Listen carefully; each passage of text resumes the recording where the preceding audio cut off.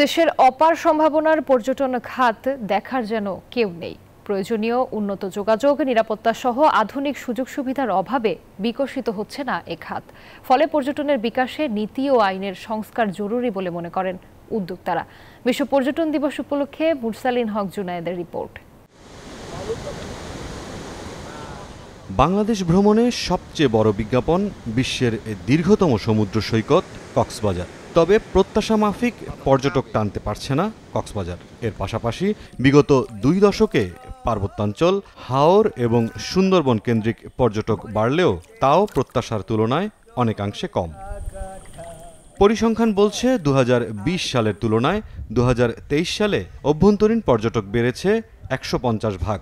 Bangladesh tourism বোর্ডের তথ্য অনুযায়ী 2023 সালে দেশে বিদেশি পর্যটক এসেছেন প্রায় 6.5 লাখ।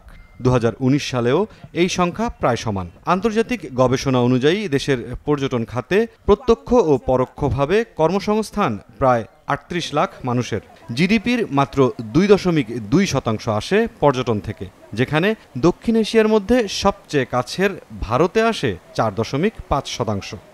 আমরা শুধু মুখে বলি, বাট আমরা করতে পারতেছি না এখনো সাস্টেইনেবল ট্যুরিজম। তো এই দিকে যদি আমরা না আগাই, আমরা পরিবেশের কথা চিন্তা না করি, আমরা যদি শুধু ট্যুরিস্টের কথা চিন্তা করি, তাহলে কিন্তু জিনিসটা আলটিমেটলি একটা জায়গায় গিয়ে হিট করে। ইকো ট্যুরিজম করতে গিয়ে আমাদের যে বাধা, স্থানীয় প্রশাসনের কাছ থেকে আরও কিছু সাপোর্ট হইলে আমরা এই ট্যুরিজমটা মানে ইকো বান্ধব যে ট্যুরিজমটা এটাকে আরও আগায় নিয়ে যেতে পারি। সেক্ষেত্রে সমন্বিত পদক্ষেপ আর নীতি সংস্কার ছাড়া পর্যটনে অগ্রগতি সম্ভব নয় বলে মনে করেন ব্যবসায়ীরা। পর্যটন শিল্প 2022 সালে যখন অগ্রসর শিল্প হিসেবে সরকারের কাছে স্বীকৃতি পেয়েছে, কিন্তু সেই অনুযায়ী প্রায়োরিটি বেসিস সরকার কাজ করে যাচ্ছে না। একদিন 2 দিনের চিন্তা ভাবনা অ্যাক্টিভিটি নিয়ে আমরা পর্যটনকে আগাইতে পারবো না। সমন্বিত উদ্যোগ লাগবে, সারা বছর ব্যাপী আমাদের প্রোগ্রাম লাগবে। আর্থিক মূল্যে দেশীয় পর্যটন খাতের আকার প্রায় 4,000 কোটি টাকা। তালিকাভুক্ত দর্শনীয় স্থান প্রায় 1,500। তবুও নেই দেশীয় পর্যটনের উল্লেখযোগ্য অগ্রগতি। বাড়ছে দেশীয় পর্যটক, কিন্তু কম আসছেন বিদেশিরা।